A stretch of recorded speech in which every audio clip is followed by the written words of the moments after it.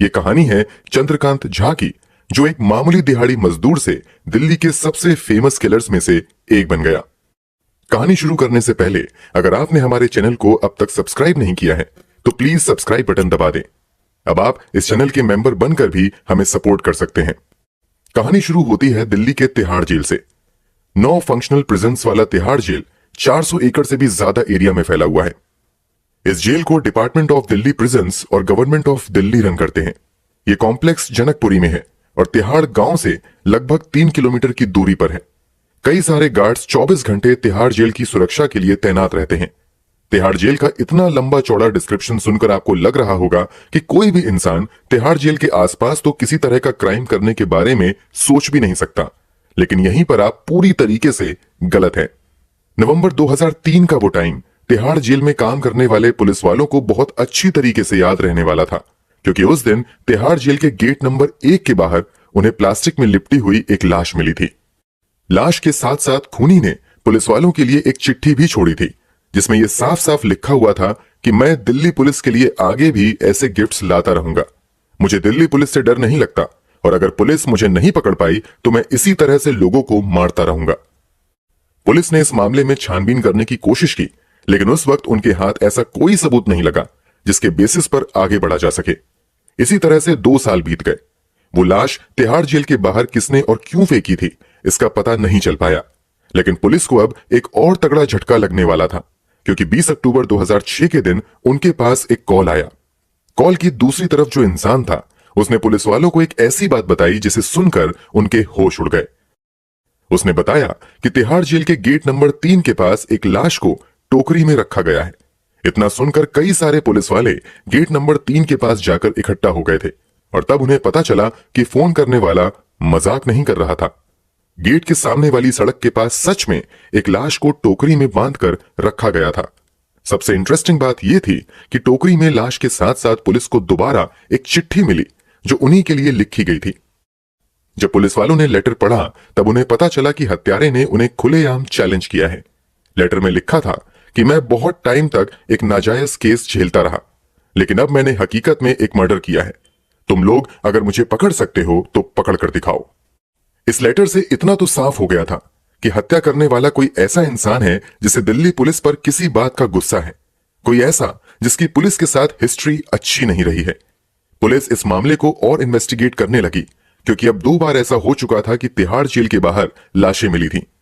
Police को इस बात का अंदाजा तक नहीं था कि उन्हें आगे और कितनी लाशें इसी तरह से मिलने वाली हैं। 18 मई 2007 को फिर से एक लाश तिहाड़ जेल के बाहर मिली। ये लाश भी क्रिमिनल ने गेट नंबर 3 के पास ही डंप की थी। पुलिस के लिए अब तक किसी भी लाश को आइडेंटिफाई कर पाना बहुत ही मुश्किल हो रहा था, क्योंकि हर लाश को कई टुकड़ों में काटकर तिहाड़ जेल के बाहर रखा जा रहा था। पुलिस के ऊपर अब प्रेशर आ गया था और उन्हें जल्द से जल्द इस सीरियल किलर का पता लगाना था जो उन्हें बार बार चैलेंज कर रहा था। इन्वेस्टिगेशन ने अब और ज्यादा जोर पकड़ लिया था और अल्टीमेटली सीरियल किलर की एक गलती उस पर भारी पड़ गई। अब तक किलर और पुलिस के बीच ये चूहे बिल्ली का खेल चल ही रहा था कि अचानक से इन्वेस्टिगेशन के टाइम पुलिस को याद आया कि किलर ने जो लेटर लिखे थे उसमें उसने कुछ 2-3 नामों को मेंशन किया था जिससे उसे खास दुश्मनी थी। उसने अपने सीरियल किलर बनने के लिए 2 लोगों को खास तौर पर ब्लेम किया था, जिसमें से एक थे additional deputy commissioner Manish Agarwal और दूसरे थे हवलदार बलबीर सिंह, जो कि तिहाड़ जेल में उस वक्त एक वार्डन थे। इस क्लू के मिलने के बाद पुलिस को और भी क्लू लगातार मिलते चले गए। अब तक ये तो तय हो चुका था कि हत्यारा कोई ऐसा है जो पहले तिहाड़ जेल में था और वहां अपने साथ हुए बुरे बर्ताव की वजह से उसने बदला लेने की ठानी। अपने लेटेस्ट लेटर में खूनी ने यह भी माना था कि नवंबर 2003 को भी लाश उसी ने ही डंप की थी। इससे पुलिस को कम से कम यह पता चल गया कि यह किलर 2003 से पहले तिहाड़ जेल में बंद था। हत्यारे ने आखिरी बॉडी को डंप करने के बाद हरिनगर के एसएचओ से भी तुरंत ही कांटेक्ट कर लिया था और यही उसकी सबसे बड़ी गलती थी। एसएचओ ने हत्यारे से जानबूझकर लंबी बातचीत की ताकि उन्हें उसके बारे में और ज्यादा जानकारी मिल सके। अब उन्हें एक रफ आइडिया हो गया था कि सस्पेक्ट कौन हो सकता था। यह कोई ऐसा था जिसे नॉर्थ वेस्ट डिस्ट्रिक्ट में हुए क्राइम की वजह से 2003 में सजा हुई थी और जिसे तिहाड़ के जेल नंबर 3 में लॉन्च किया गया था, जहां हवलदार बलबीर सिंह ने उसके साथ बुरा बर्ताव किया था। बहुत सारे सस्पेक्ट्स को वेरीफाई करने के बाद पुलिस ने 4 लोगों को शॉर्टलिस्ट किया, जिसमें से एक था चंद्रकांत झा। अब आगे का रास्ता आसान था। उन्हें बस चारों सस्पेक्ट्स की हैंडराइटिंग से लाशों के साथ मिले लेटर की हैंडराइटिंग को मिलाना था। पुलिस का चीफ सस्पेक्ट चंद्रकांत झा ही था, लेकिन अब दिक्कत यह थी कि उसकी लोकेशन का कुछ पता नहीं था। वो पुलिस से बचने के लिए बार बार अपने एड्रेस को बदल रहा था, लेकिन पुलिस ने यह फिगर आउट कर लिया कि झा के 4 मेन हाइडआउट्स यमुना विहार, अलीपुर, बडौला गांव और हैदरपुर में हैं। उनका लास्ट क्लू यह था कि चंद्रकांत झा एक स्कूटर में फिट की गई रिक्शा चलाता है। काफी मेहनत के बाद पुलिस ने चंद्रकांत झा को तब पकड़ा जब वो अलीपुर में अपने बच्चों के साथ हलवा खा रहा था। पुलिस ने उसे पकड़ने के बाद उसके मकान की तलाशी भी ली, जहां उन्हें खून से सने चाकू मिले। चाकुओं पर लगे खून का सैंपल चंद्रकांत के सबसे लेटेस्ट विक्टिम दिलीप मंडल के ब्लड से मैच कर गया था। चंद्रकांत की हैंडराइटिंग भी एक पर्टिकुलर लेटर की हैंडराइटिंग से मिल गई थी, जो उसने लाश के साथ तिहाड़ जेल के सामने छोड़ा था। इस तरह से दिल्ली के सबसे खूंखार और रूथलेस किलर्स में से एक अब दिल्ली के पुलिस के हाथ लग चुका था। लेकिन अब बारी थी चंद्रकांत झा के मोटिव को जानने की। आखिर वो लोग कौन थे जिनका मर्डर करके चंद्रकांत झा ने तिहाड़ जेल के पास उनकी लाश को फेंका था। जैसे जैसे चंद्रकांत झा ने पुलिस को उन मर्डर्स और उनके पीछे के मकसद के बारे में बताना शुरू किया, कुछ ऐसी बातें सामने आई जिन्हें सुनकर कोई भी चौंक जाएगा। पुलिस को सबसे पहले तो यह बात पता चली कि चंद्रकांत ने सिर्फ 3 मर्डर्स नहीं किए हैं। 3 लाशें तो सिर्फ तिहाड़ जेल के पास में मिली थीं, लेकिन उसके अलावा उसने कुछ और लोगों को भी मारा था। इनमें से एक की लाश को उसने मुखमैलपुर के सीवेज ट्रेन के पास 2003 में फेंका था। उसका एक और शिकार मंगोलपुरी नॉर्थ वेस्ट दिल्ली के पास एक सुलभ शौचालय के सामने मिला था। चंद्रकांत ने एक विक्टिम की तो लाश के टुकड़े करके उन टुकड़ों को दिल्ली की 30 हजारी कोर्ट से लेकर बाकी जगहों पर भी फैलाया। इन सब में सबसे हैरान कर देने वाली बात यह थी कि ये सभी विक्टिम्स या तो चंद्रकांत झा के दोस्त थे या फिर उसके साथ काम करते थे। आखिर चंद्रकांत झा अपने ही साथियों को इस तरह मारकर पुलिस को मॉक क्यों कर रहा था? इसके लिए चंद्रकांत झा की बैक स्टोरी को जानना होगा। चंद्रकांत गोसाई गांव की मिडिल क्लास फैमिली से था। उसके पिता राधेकांत झा इरिगेशन डिपार्टमेंट में काम करते थे और मां चंपा देवी एक स्कूल टीचर थीं। आपको ये जानकर हैरानी हो सकती है कि चंद्रकांत जैसे सीरियल किलर के 2 भाई खुद सीआरपीएफ और बिहार स्टेट पुलिस में हैं। चंद्रकांत की मां अपनी नौकरी की वजह से ज्यादा टाइम घर पर बिता नहीं पाती थीं। यह भी बताया जाता है कि उसकी मां काफी स्ट्रिक्ट और गुस्सैल मिजाज की थीं, जिस वजह से चंद्रकांत को बचपन से ही प्यार नहीं मिला था। पढ़ाई में भी चंद्रकांत का कोई खास इंटरेस्ट नहीं था, जिसकी वजह से वो 8वीं क्लास से ही ड्रॉप लेकर दिल्ली में सब्जी बेचने आ गया था। चंद्रकांत दिल्ली की आजादपुर मंडी में सब्जी बेचने का काम करने लगा था। वो शुरू से ही गलत बातों को बिल्कुल भी बर्दाश्त नहीं कर पाता था, फिर चाहे वो गलत बात कितनी भी छोटी सी ही क्यों ना हो। सब्जी मंडी में उनका एक पंडित नाम का सुपरवाइजर उनसे दुकान लगाने के लिए काफी भारी पैसा लेता था। चंद्रकांत को यह बात बिल्कुल भी पसंद नहीं आई और एक दिन उसकी पंडित के साथ झड़प हो गई। दोनों का झगड़ा इतना बढ़ गया कि चंद्रकांत ने एक तेज धार वाले चाकू से पंडित का हाथ काट दिया। घबराया हुआ पंडित सीधे पुलिस के पास भागा और चंद्रकांत के खिलाफ कंप्लेंट दर्ज करवाई। इस वजह से चंद्रकांत को अगले 3 साल जेल में काटने पड़े थे। यही वो टाइम था जब चंद्रकांत का सामना हुआ हवलदार बलबीर सिंह से, जिसने उसे कुछ ज्यादा ही टॉर्चर किया था। बलबीर सिंह अक्सर बाकी कैदियों के सामने चंद्रकांत के सारे कपड़े उतरवा देता और बुरी तरह से पीटता था।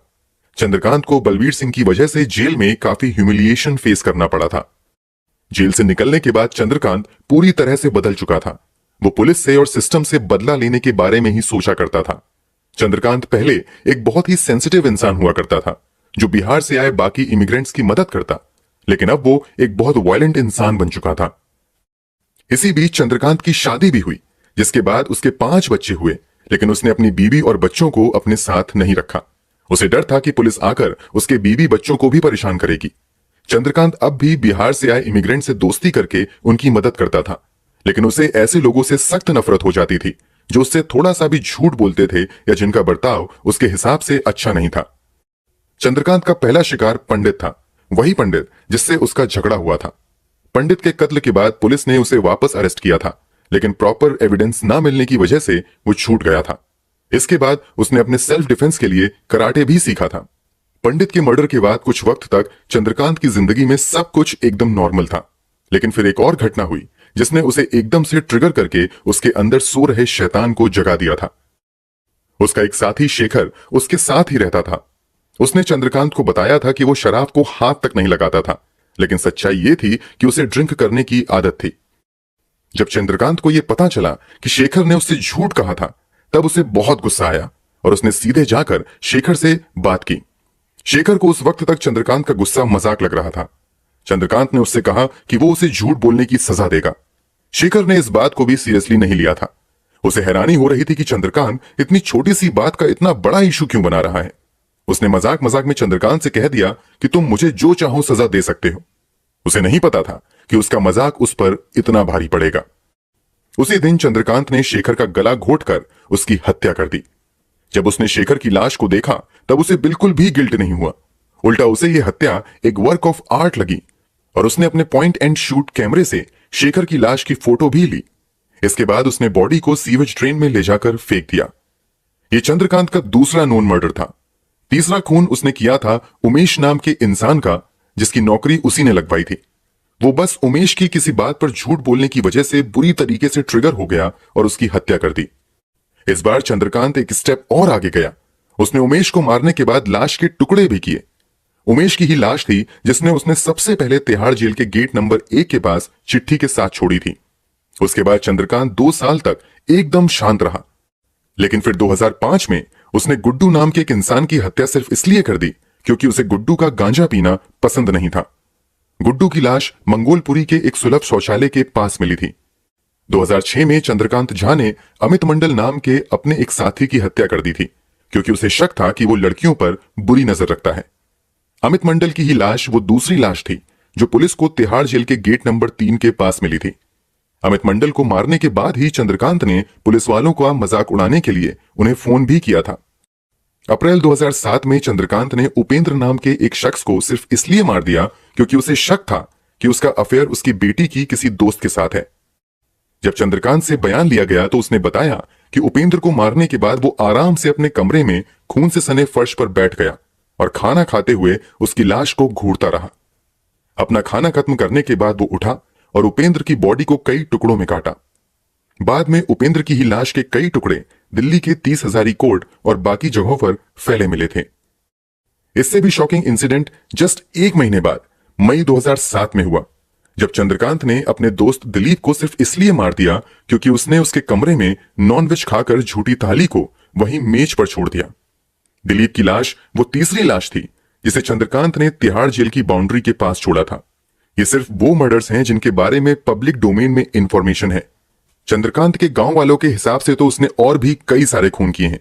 गोसाई गांव, जहां चंद्रकांत का बचपन बीता, वहां के लोग आज भी उसके खौफ में जीते हैं। चंद्रकांत के केस में सबसे खास बात यह थी कि किसी भी मर्डर की वजह बहुत बड़ी नहीं थी। उसने बहुत ही छोटी छोटी बातों के लिए अपने दोस्तों का खून कर दिया।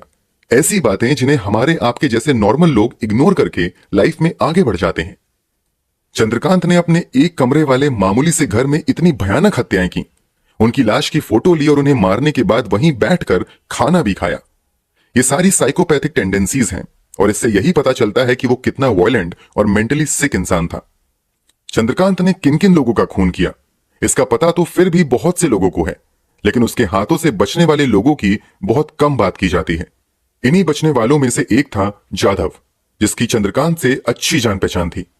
चंद्रकांत ने एक दिन जाधव को अपने घर पर बुलाया। जब जाधव अंदर गया तो अंदर का नजारा देखकर बुरी तरह से हैरान रह गया। उसने देखा कि चंद्रकांत के कमरे में 3 लोग रस्सियों से बंधे हुए थे। उन सबकी आंखों में डर साफ दिख रहा था। चंद्रकांत ने जाधव से कहा कि उसे इन तीनों को मारने में उसकी हेल्प चाहिए। जाधव पहले तो पूरी तरह से ब्लैंक हो गया, लेकिन उसके बाद में समझ में आ गया कि अगर उसने चंद्रकांत की बात से एग्री नहीं किया तो उसका हाल भी इन तीनों जैसा हो सकता है। जाधव के दिमाग में तब एक आइडिया आया। उसने कहा कि उसे बहुत भूख लगी है और वो चंद्रकांत की मदद तभी कर पाएगा जब उसे खाना मिलेगा। चंद्रकांत उसके लिए खाना लेने जैसे ही बाहर गया, जाधव ने फुर्ती दिखाई और उन तीनों लोगों को आजाद कर दिया। वो सभी लोग अपनी जान बचाकर उसके घर से भागे। अब चंद्रकांत जेल में है, लेकिन अब भी जाधव और उसके साथ भागे लोगों के मन में उसका डर एकदम ताजा है। उन्हें अब भी ऐसा लगता है कि चंद्रकांत जेल से छूटा तो पक्का उन्हें मार देगा। चंद्रकांत की हिम्मत आखिर इतनी कैसे बढ़ गई थी कि उसने खून तो किए ही, लेकिन साथ ही जस्टिस सिस्टम को भी एक तरीके से खुला चैलेंज दे दिया। इसमें थोड़ा कंट्रीब्यूशन हमारे जस्टिस सिस्टम का भी है। चंद्रकांत झा को लगता था कि पुलिस डिपार्टमेंट बहुत ही नाकारा है और उसे पकड़ नहीं सकता, जिसकी वजह से वो काफी ओवर कॉन्फिडेंट हो गया था। जब कोर्ट में उसका ट्रायल हुआ तब भी पुलिस की एक बड़ी गलती की वजह से उसे जमानत मिल गई। गलती ये थी कि पुलिस को जब लाश के पास से लेटर मिला तो उसे सीलबंद नहीं किया गया था। वो लेटर बस एक पुलिस वाले के हाथ से दूसरे पुलिस वाले के हाथ में घूम रहा था। उन्होंने वो लेटर फॉरेंसिक डिपार्टमेंट में भी ऐसे ही भेज दिया था। यहां तक कि चंद्रकांत झा के खिलाफ 7 लोगों के खून की जो चार्जशीट फाइल की गई थी उसमें भी लेटर का कहीं कोई मेंशन नहीं था। इस वजह से कोर्ट ने चंद्रकांत को जमानत दे दी थी, लेकिन इस बार पुलिस वाले उसे बचकर जाने देने के मूड में नहीं थे। फिर उन्होंने एक बार फिर से आखिरी विक्टिम दिलीप मंडल के ब्लड सैंपल के बेसिस पर वापस से अर्जी डाली। अदालत को भी ये एविडेंस काफी ठोस लगा और उन्होंने चंद्रकांत की जमानत को खारिज करके 7 मर्डर का उसके ऊपर मुकदमा चलाया। 5 फरवरी 2013 को लोअर कोर्ट ने चंद्रकांत झा को फांसी और उम्र कैद की सजा सुनाई थी, लेकिन बाद में जब यह मामला ऊपरी अदालत में पहुंचा तब उसकी सजा को पूरी तरीके से उम्र कैद में बदल दिया गया। अब चंद्रकांत झा उसी तिहाड़ जेल के अंदर है जिसके बाहर कभी उसने लाशों को फेंक कर पुलिस को बड़ा परेशान किया था। इस केस से यह तो जाहिर है कि चंद्रकांत के अंदर बचपन से ही बहुत सीवियर मेंटल इश्यूज थे। जब वो दिल्ली गया और उसे जेल के अंदर खराब कंडीशंस को फेस करना पड़ा तो ये इश्यूज और भी ज्यादा एम्पलीफाई हो गए। छोटी छोटी बातों पर अपने दोस्तों या साथ में काम करने वालों को मार देना इसी बात का एग्जाम्पल है कि चंद्रकांत का टॉलरेंस लेवल बहुत कम था, और जब कोई भी उसका कहना नहीं मानता था तो उसे इतना गुस्सा आ जाता था कि वो उसकी हत्या तक कर देता था। जेल में 15 साल बिताने के बाद 16 अगस्त 2023 को चंद्रकांत झा को 90 दिन के पेरोल पर रिहा किया गया था। चंद्रकांत ने कहा था कि 4 बेटियों का पिता होने के नाते उसे अपनी सबसे बड़ी बेटी के लिए योग्य वर ढूंढना है, जिसकी वजह से उसका बाहर जाना जरूरी है। जितने भी दिन वो बाहर था पुलिस ने उस पर कई तरह की बंदिशें लगाई, जो कि जरूरी भी था। इस केस से यह समझ में आता है कि सिर्फ मिडिल क्लास या अपर क्लास ही मेंटल इश्यूज का शिकार नहीं होते। गरीबी और खराब कंडीशंस की वजह से लेबर क्लास को भी मेंटल प्रॉब्लम्स हो जाती हैं, जिन्हें टाइम रहते रिजॉल्व करना बहुत जरूरी है।